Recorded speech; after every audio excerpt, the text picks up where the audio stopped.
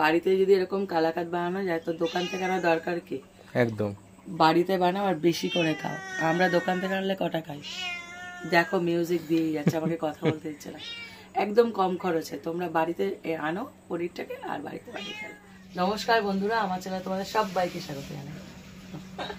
আমার হাতে কি বলতো পনির, এটাকে কি করবো বলতো, এই একটা মিষ্টি যেটা সবার প্রিয়, তোমাদেরও প্রিয় আমারও প্রিয়, এই যে সামনে যে আছে তারও খুব প্রিয়, সেটা হলো কালাকাঁদ।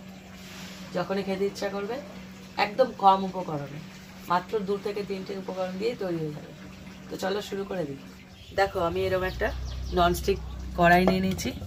এবার এর মধ্যে পনিরটাকে প্রথমে এরকম একটা কাটার দিয়ে গ্রেট করে নেব। একদম সোজা কাজ, পুরো মিহি করে এইভাবে গ্রেট করে নেব। এখানে দেখো ভালো করে গ্রেট করেছি। এখানে 300 গ্রাম পনির আছে, আর এখানে আমি দুধটা নিয়েছি 250 ml। প্রথমে দুধটা দিয়ে দেবো, কিছু না, সব শুধু মেশাবে আর নাড়বে। আর এখানে নিয়েছি মিল্ক পাউডার, এখানে আমি 4 চামচ মিল্ক পাউডার দেবো। এই চামচটা একটু বড় চামচ, যেটা টেবিল স্পুন হয় সেই মাপের 4 চামচ মিল্ক পাউডার। এইবার খুব ভালো করে এটাকে হালকা হাতে মিশিয়ে নেব। আমার উনুন ধরানো হয়ে গেছে। এবার এই মিশ্রণটাকে বসিয়ে দেবো। বসানোর পরে এখানে দিয়ে দেবো চিনি। এখানে আমি 4 চামচ চিনি দিই। চিনি বেশি, ওটা মিষ্টি বেশি হয়ও না, নামে মিষ্টি, হালকা মিষ্টি হয়। এবার এটাকে শুধু নাড়ার পালা, কিচ্ছু না। এই মিষ্টিটা বানানো আর সবচেয়ে সোজা, যখন তখন বাড়িতে বানিয়ে নেওয়া যায়। আর যদি বাড়িতে ছানা কাটিয়ে ছানা দিয়ে করতে চাও সেটাও করতে পারো, অথবা পনির বানিয়ে। তো এটা আমার কেনা পনির, বাইরে থেকে আনা, একই ব্যাপার। তো এটাকে ভালো করে নাড়তে হবে। এটা ততক্ষণে হতে থাকুক। এদিকে আমি একটা ছোট্ট হামানদিস্তা নিয়ে নিয়েছি, কয়েকটা ছোট এলাচ নিয়েছি। এটাকে একটু থেতো করে নেব। এর যে খোসাটা আছে ওটা নেব না, দানাগুলো নেব। ততক্ষণ মতো নাড়তে হবে যতক্ষণ না একটা ঘনত্ব চলে আসে, পুরোপুরি একদম কড়াই ছেড়ে দেবে। এই সময় দিয়ে দিচ্ছি এলাচের দানাগুলো, একটু সুন্দর ফ্লেভার দেবে। আর এই সময়তেই দিয়ে দেবো, এই 1 মিনিট নাড়ার পরে দিয়ে দেবে ঘিটাকে,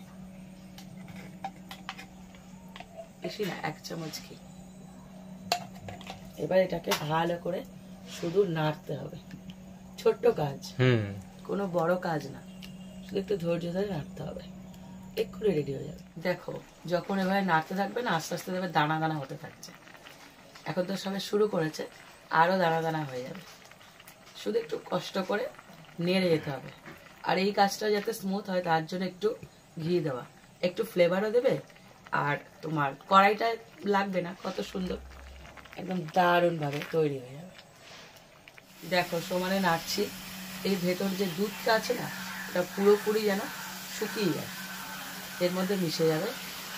এটা হয়ে এসছে, আর 2-3 মিনিট নাড়লেই রেডি হয়ে যাবে। তো দুধটা এখনো আছে, একটু নেড়ে যাবে। দেখো দুধটা পুরো শুকিয়ে গেছে, এর থেকে বেশি আর শুকনো করা যাবে না। এবার এটাকে নামিয়ে ফেলবো। দেখো এটা নামিয়ে রেখেছি, আর এখানে একটা কেক টিন নিয়ে নিয়েছি। আর এটা মাপ করে আমি কেকটা একটা বাটার পেপার নিয়ে নিয়েছি। এখানে এবার একটা ব্রাশের সাহায্যে অল্প সামান্য ঘি ব্রাশ করে নেব। এতে কি হবে, এটা ভালো মতো সেট হবে। এটা পুরোপুরি ঘি মাখানো হয়ে গেছে। এবার এটাকে এখানে ঢেলে দেব।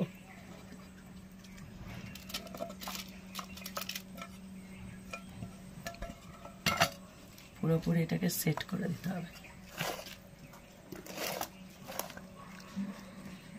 খেতে ব্যাপক হয়।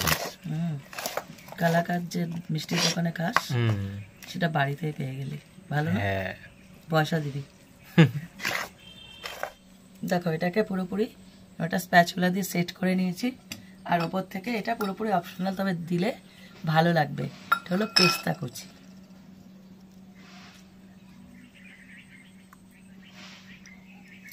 এবার এটাকে সেট হতে দেব 20 থেকে 30 মিনিটের জন্য। দেখো এটা পুরো সেট হয়ে গেছে। হ্যাঁ এবার এটাকে কাটবো। আমি এরকম একটা কি বলে এটাকে এটা কেক বানানোর স্প্যাচুলা, ওটা দিয়ে আমি করছি। এবার যেরকম খুশি শেপ দিতে পারো তোমরা, আমি এরকম স্কোয়ার শেপ দিচ্ছি।